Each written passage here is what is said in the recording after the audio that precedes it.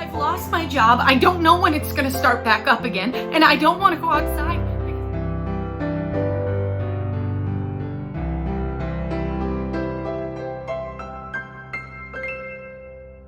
So step 4 is figuring out what we need to do from here. What does that mean?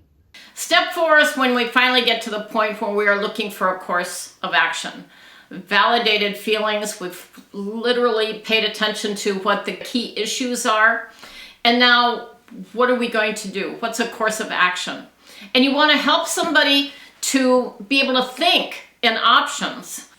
The more emotionally distraught that we are, the more our minds close in and we can't think in options. We think often just one way. Here's what I'm going to do.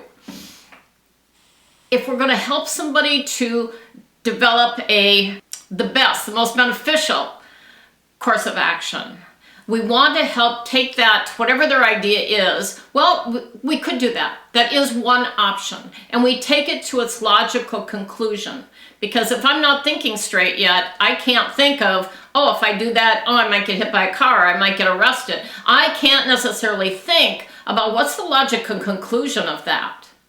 And then what's another option? Well, the simplest is the exact opposite. But what's another option? And then what's another one? And you try to help somebody think of as many options for whatever the situation is that we can possibly think of. Each time, taking that option to its logical conclusion. We are using our imagination to think it through. If I do this, then this is going to happen and that's going to happen. And then that's the logical conclusion. And we want to help somebody to see that. And then leave it to them to be able to, okay, now of those options, which is the one that's going to be the most beneficial for you? Which is the one that's going to get you where you want to go next? That's the way that we can start helping somebody plan a very healthy and beneficial course of action. What I love about this is that it doesn't have to be as daunting as someone who's saving the day. It's someone who's having a conversation with another person, working as teammates to get through something. That I don't want to tell you what to do.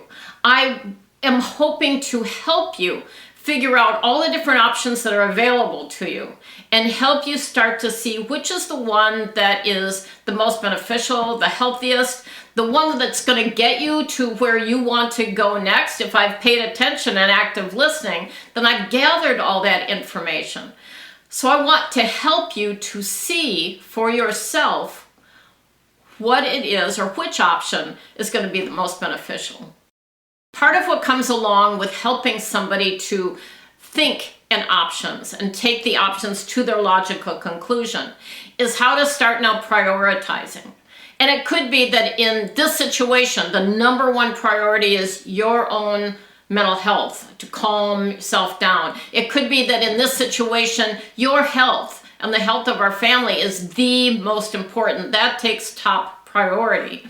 But that is a tough one of how do you prioritize something when everything's coming at you at once and it all feels like it's a priority.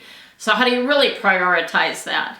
But that's part of what can come from taking an option to its logical conclusion.